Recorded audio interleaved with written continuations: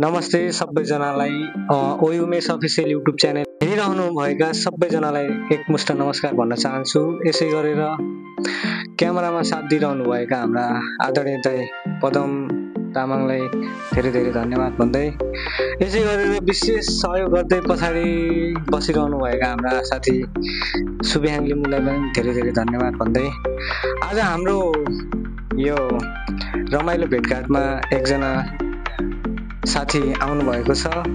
तपाईले देखिसक्नु भएको छ। उहाँको नाम चाहिँ रोशन खड्का हुनुहुन्छ। अबको कुराकानी उहाँसँग हुन्छ। अब ढिलो नगरी उहाँसँग केही तिता मिठा कुराहरू पस्कने छु र अहिले प्रसारण गर्नेछु भन्दै ढिलो नगरी उहाँलाई स्वागत गर्छु। स्वागत छ रोशनजी। नमस्कार सबैजनालाई। के छ खबर? सन्चै हुनुहुन्छ? एकदम सन्चै छु। के छ खबर तपाईँ? हाम्रो पनि यस्तै छ। के छ भनौँ होइन, परदेशको ठाउँमा, यो बिरानो परदेशमा होइन, त्यो पनि नेपालीहरूको मन मस्तिष्कमा बस्न सफल भएको खाडी भन्ने ठाउँमा होइन, दुःख पसिना गरेर जे जसो भए पनि काम गरिरहेका छौँ भनौँ। अनि तपाईँ कहिले आउनुभएको थियो मलेसिया? म 2080 मा आयो। ए, भर्खरै आउनुभएको? के कस्तो छ अहिलेको मलेसियातिरको बसाइ? ठिकै छ, त्यस्तै हो। अनि काम कति घन्टा छ, कसरी छ? काम ठिकै छ। अब काम छैन, कामको टाइम हुँदैन। अब 8 घन्टा 10 घन्टा 11 घन्टा 12 घन्टा खप्नुपर्छ अर्काको देशमा।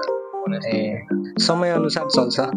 त्यसो भए कुन ठाउँ बस्नुहुन्छ नि त मलेसियामा? म सेलिङगढ पोचुङमा बस्छु। ए, पोचुङ। ए, काम गर्छु, अलराउन्डर गर्छु। होटलमा त होइन कि अब टोयलेट बनाएर काम गर्नुपर्छ। अब परदेशको ठाउँमा होइन, हामीले यो गर्न मन लाग्यो त्यो गर्न मन लाग्यो भनेर हुन्न। अब जे काम गरायो त्यो गर्नै पर्छ। अब त्यो नगर्यो भने पनि हामीले नेपालदेखि आएको पैसाको सदुपयोग गरे जस्तो हुँदैन होइन। अब त्यत्रो पैसा तिरेर आएका छौँ, जे होस्। अनि कम्पनीमा चाहिँ तपाईँ डाइरेक्ट आउनुभएको कि एजेन्टबाट के कस्तो हो? पहिला आउँदाखेरि त डाइरेक्ट नै भने हो। हजुर, आएर चाहिँ एजेन्टलाई हाल्थ्यो। अहिले एजेन्ट पनि अलिकति बुझेन। यस्तै हो, नेपाली हाम्रा दाजुभाइको अब लापरवाही भनौँ कि उनीहरूको बिजनेसको कारणले चाहिँ हामीलाई धेरै दुःख मिल्छ होइन परदेशमा। अब परदेशमा आएका साथीहरूले, जो परदेशमा भोगेका साथीहरूलाई थाहा हुन्छ कि नेपालदेखि कसरी आउनुपर्छ भन्ने कुरा। आएर आफूले भने जस्तो पेमेन्ट पाइँदैन होइन, समयमा काम हुन्न, समयमा खाना हुन्न। अब परदेशी जिन्दगी यस्तै हो होइन। त्यसै कारण अब अनि को हुनुहुन्छ साथीमा? अहिले कतिजना बस्दै हुनुहुन्छ? अहिले हामी 8 जना थियौँ। एकजना दोस्त चाहिँ नेपाल गयो। ए, गइसक्नु भयो? काम गर्न गाह्रो भयो नि त।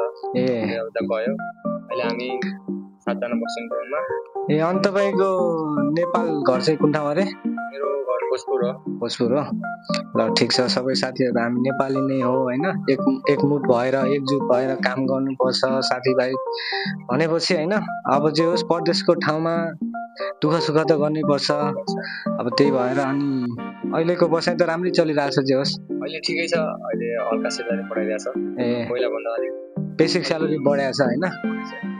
हरेकको त बढाएको छैन, अलिअलि नर्मल कोहीको बढाएको छ। सबै बढिसकेको छैन। कम्पनी अनुसार र यो भने जस्तो कसैको 100, कसैको 50 बढाएको छ, कसैको 200 बढाएको छ होइन। यस्तै भइरहेछ। अनि बसाइ त्यसो भए ठिकै छ अहिले मलेसियाको? बसाइ ठिकै छ।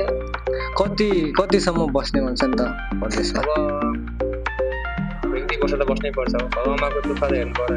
यहाँ बाबुआमाले दुःख गरेर यहाँसम्म ल्याइरहेछन्।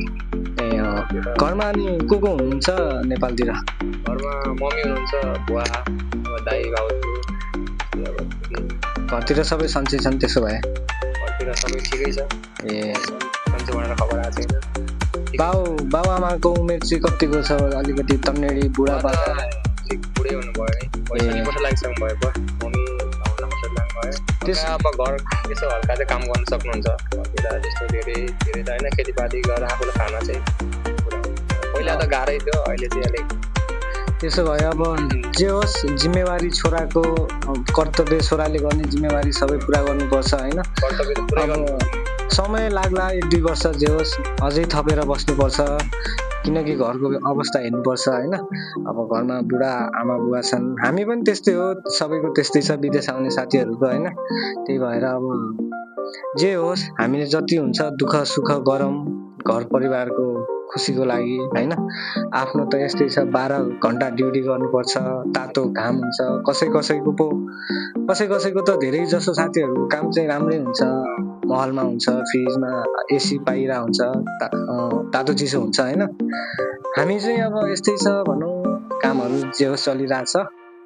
त्यही भएर अब अरू केही सुनाउन चाहनुहुन्छ? के सुनाउने र अब परदेशी यहाँ आउँदा चाहिँ अलिअलि गाह्रो भएको थियो। अब अहिले आएर आएको 6-7 महिना त भाषा सिक्न पनि गाह्रै थियो। पहिला 1.5 वर्षै लाग्यो भाषा सिक्न, अझै पनि हामीलाई पुरा बोल्न त आउँदैन। यताउता के खाइस् कसो गरिस् के काम गर्ने आउँछ, सबै कुराहरू त कसैलाई पनि आउँदैन। अब ठिक छ 2-4 वर्ष बसौँ, त्यसको आफ्नो सपनाहरू पुरा गरौँ, बाबा आमाको सपना पुरा गरौँ, बाबा आमाले गरेको दुःख सङ्घर्ष अब चाहिँ हेर्नुपर्छ हामी छोराहरू। ठिक छ, परदेशमा आएर आफूलाई जे जति हुन्छ त्यति सजिलो हुने काम गर्नु पर्यो होइन। त्यो भाषा त अब बिस्तारै सिकिहालिन्छ, अब बेसिक त जानिहाल्यो होला, काम पर्ने जतिको त भाषा आइहाल्छ होला होइन। त्यसको लागि केही छैन, बिस्तारै सिकिन्छ। अब त्यस्तै अनि के छ, लपसप परेको छ कि के छ नेपालतिर? यहाँतिर कतै छैन, यहाँ नेपालतिर यसो कहिलेकै चल्छ। अब अहिले छैन भन्ने कुरा छ होइन, हुनुपर्छ। अब यो यति लक्का जवानी भइसकेपछि बोयफ्रेन्ड त अरे गर्लफ्रेन्ड त हुनु पर्यो नि यार होइन। हुनुपर्छ रमाइलोको लागि होइन।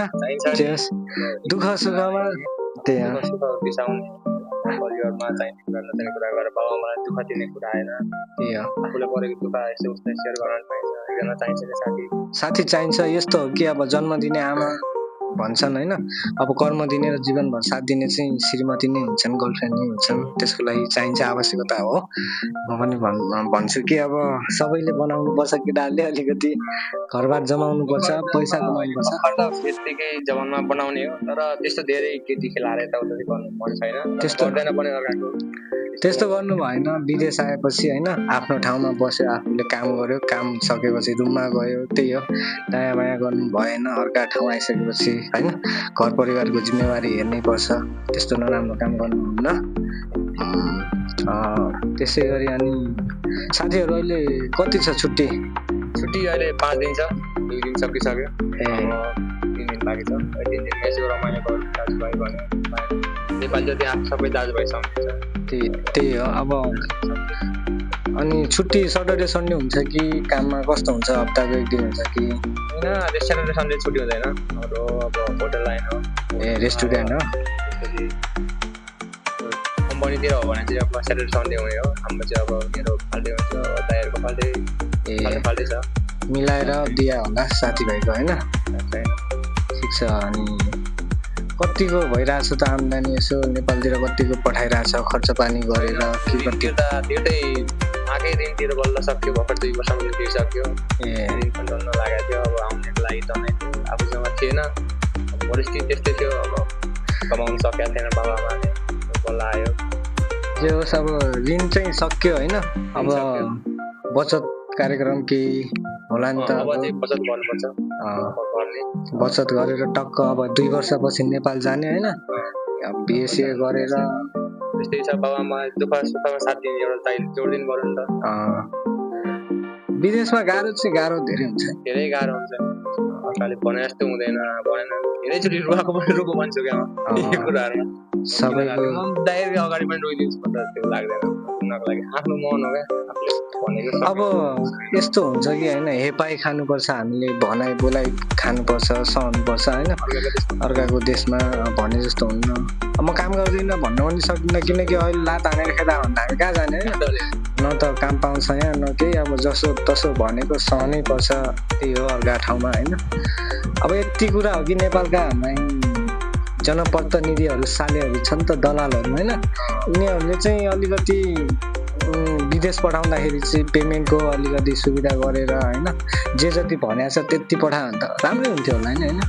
अब सबै हामी जस्तो छैन नि, हाम्रो त अहिले त ठिकै छ भनौँ न। अरूको हेरेर हामीलाई हेर्दाखेरि अरूले हेर्दाखेरि हामीलाई अलिक कम देख्छन्, त्यही हो क्या। हरेक सबैको सबैलाई हरेक तलमाथि भइरहेछ पेमेन्ट, त्यस्तै छ।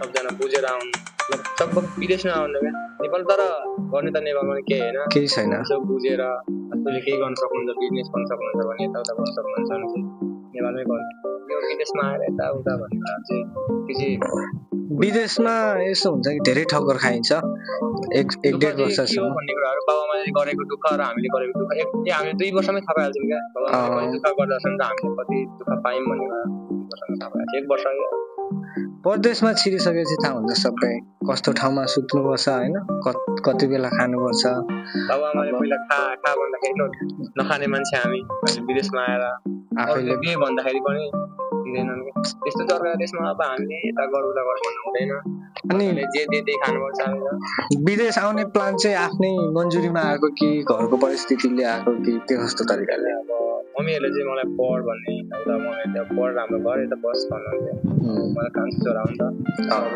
मलाई चाहिँ अब सानैदेखि क्या पैसा कमाउने टन्न पछि रमाउने है मैले भने त्यसपछि अनि गर्लफ्रेन्ड थियो मेरो एक्स भइसक्यो एक्स गर्लफ्रेन्ड त्यसपछि गर्दा उसले यताउता गरेर जा पछि बिहा गर्नु भन्ने कुरा भयो त्यसपछि मम्मीहरू पनि अब सक्दैन शैली नजा पछि फेरि फर्केर आउनु गाह्रो हुन्छ यताउता भन्नु ठिक छ मम्मी म गर्छु यताउता भन्नु जोस चलाएर आएँ अब जस्तो आउँदाखेरि पनि आउने बित्तिकै हातसाथ पनि बिचमै फेरि त्यस्तो भइदियो काट्यो त्यसपछि लड्यो अनि अलिक दुःख कष्टै गरेर मलेसियासम्म आउनु धेरै दुःख छ विदेशमा आउनु टिकट लिनको लागि म दिनमा 4 चोटि 5 चोटि जान्थेँ क्या मेरो हात यो काट लडेन त्यस्तो भयो नि त टिकट लिन जाँदाखेरि अगाडि नै पैसा बुझाइसकेँ दलाल नै भन्ने हो अब दाइहरू हुनुहुन्छ त्यही पनि दलाल भनिदिने हो के भन्ने तर अब दलालै भन्नुपर्छ कि हामीलाई अब फेरि भिसा बेचेकै हो अझ यहाँ आएर पनि भने जस्तो दाम पाइन्न होइन नेपालदेखि एक भन्छन् यहाँ आएर अर्कै हुन्छ अब यिनीहरूको रहन सहन अलगै हुन्छ अब कोही साथीभाइ बिरामी नहुँदा पनि त्यस्तै हुन्छ होइन हुँदा पनि आफू यहाँ बिरामी भयो भने त गाह्रै हुन्छ बाबाआमालाई सम्झिने रुने हो क्या मऱ्यो भने मरे सकिहाल्यो साथीभाइको पनि के हेर्छन् भने साथीभाइको पनि काम हुन्छ आफ्नो हुन्छ उनीहरूलाई पनि आफ्नो काम गर्नुपर्छ सबैको टाइम एकै हुँदैन छुट्टी भएर आएपछि यसो खानासाना छ भने बनाएर दिने हो उनीहरूले अब सबै गर्ने सबै एकै हुँदैन सबै साथीहरू हुन्छ पछि पनि भेट्दै गरौँला होइन अब अरू साथीहरू पनि छन् यति भन्दै हाम्रो उमेश अफिसियल युट्युब च्यानल हेरिरहनुभएका सबै साथीहरूलाई लाइक सेयर गरेर सब्सक्राइब गरेर युट्युब च्यानल मनपर्छ भने तपाईँहरूको कमेन्ट राख्न सक्नुहुन्छ के कस्तो लाग्यो हाम्रो भिडियो कृपया आफ्नो मनमा लागेको प्रतिक्रिया चाहिँ हाम्रो कमेन्ट बक्समा राखिदिनु होला भन्न चाहन्छु हस् त नमस्ते